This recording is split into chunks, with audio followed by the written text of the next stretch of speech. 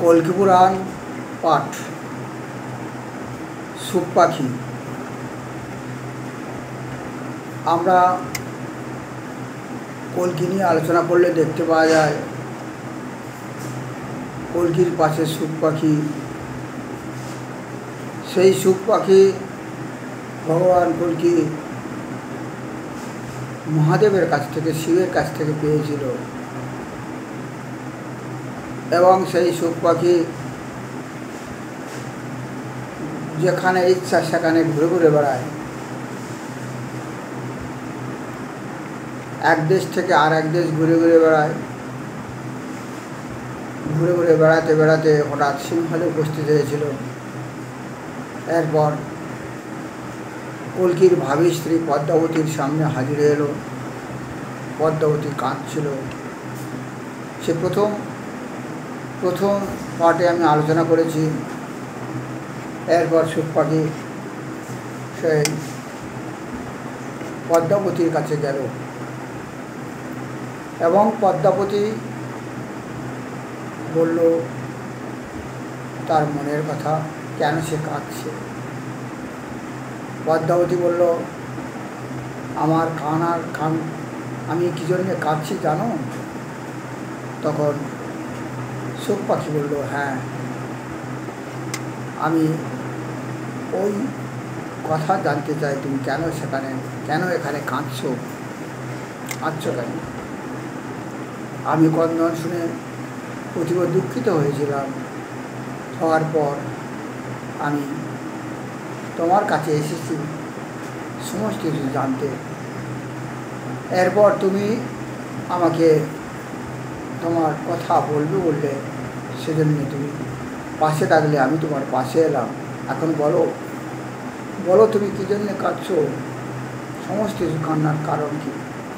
তখন বলল সুখ পাখি যে, হে সুখ পাখি, আমি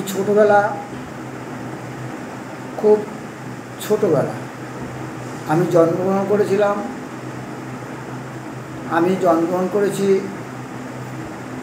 এই রাজার ঘরে। তুমি যে রাজার ঘরে বসে আছো, এই রাজার ঘরে আমি জন্মগ্রহণ করেছি। এই রাজার নাম তুমি জানো? বলে, না।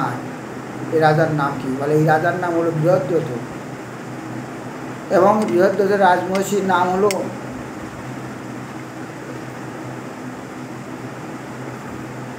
কৌমুদী। এই কৌমুদীর ঘরে আমি জন্মগ্রহণ করেছি।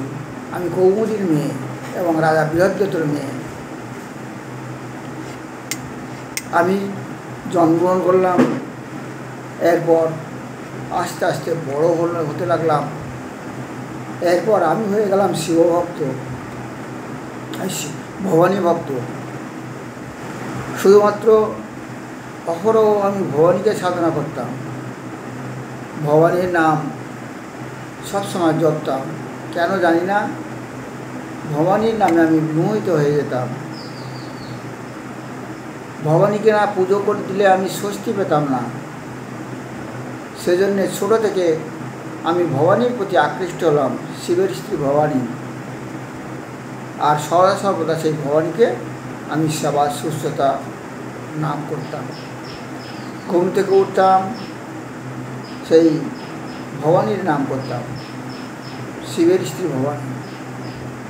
এরপর যখন ঘুমাতে যেতাম তখনও পর্যন্ত সেই শিবানীকে আমি সবসময় স্মরণ করতাম, ধ্যান করতাম, নাম করতাম।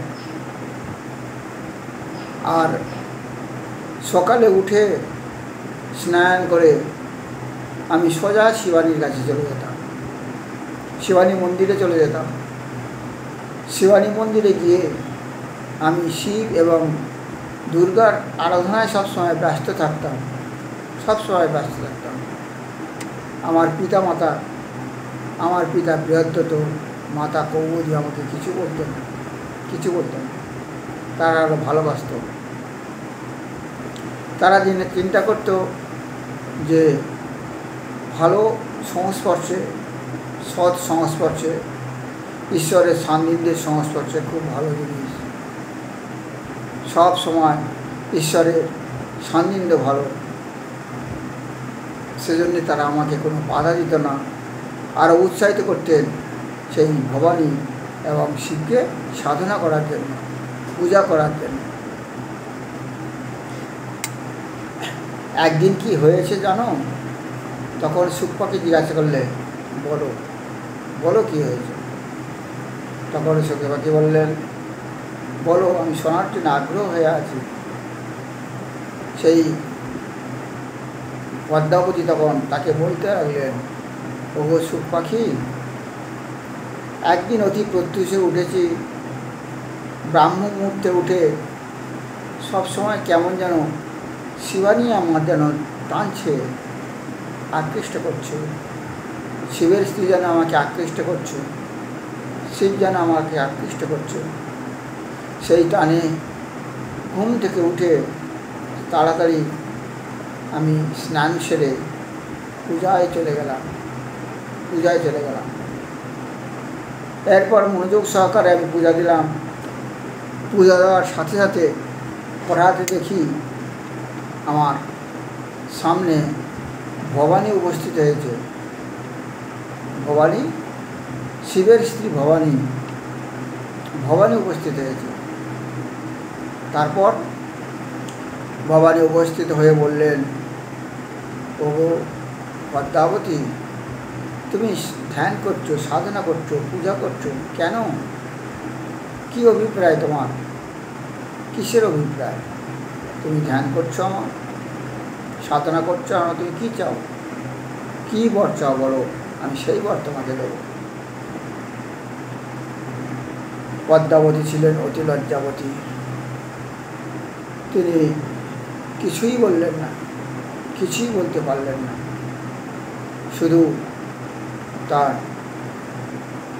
পায়ের বুড়ো আঙুল দিয়ে মাটিতে আঁক কাটতে লাগলো, দাগ দিতে লাগলো। মেয়েদের স্বভাববশত যখন সে লজ্জায় কিছু বলতে পারে না, মাথা অবনত করে তাকে ডান পায়ের আঙুল দিয়ে সে দাগ কাটতে থাকে। তাই পদ্মাবতী, তিনি সেই পদ্মাবতী সতী, অতি লজ্জাবতী সতী, তিনি পায়ে বুড়ো আঙুল দিয়ে দাগ কাটতে আরম্ভ করলো। দাগ কেটেই চলেছে, কিছুই বলতে পারছে না।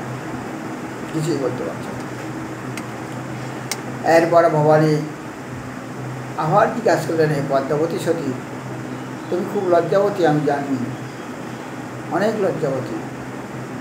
তুমি লজ্জায় কিছু বলতে পারছো না, আমাকে বলো, তুমি কী বর চাও? তুমি কী চাও? কিসের লাগি তুমি আমার সাধনা করছো? এরপর পদ্মাবতী বললেন, ভবানী এইরকমভাবে বলেই চলেছে, আমি কোনো কথার উত্তর দিতে পারিনি। তারপর কি হয়েছে জানো? পদ্মাবতীকে জিজ্ঞাসা করলো, কী হলো? কিছুক্ষণ পরে দেখি শিব এসে হাজির। শিব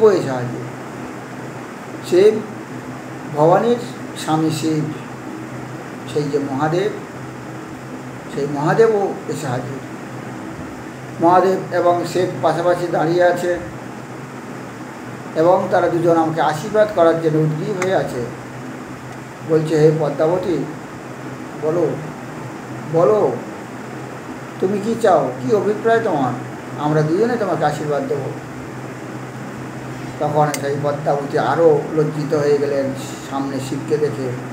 সে অহরহ তার দক্ষিণ পায়ে, সে তার পায়ের বুড়ো আঙুল দিয়ে ভূমিতে দাগ কেটে চলেছে। এরপরে তখন সেই ভবানী তাকে বললেন, ওগো পদ্মাবতী, আমি বুঝতে পেরেছি তুমি লজ্জা। যাই হোক, তুমি যখন বলছো না, আমি তোমাকে বর দিচ্ছি, তুমি বরপ্রাপ্ত হবে। আমি তোমাকে বর দিলাম। এই বলে ভবানী তাকে বর দিলেন। এরপর পরের দিন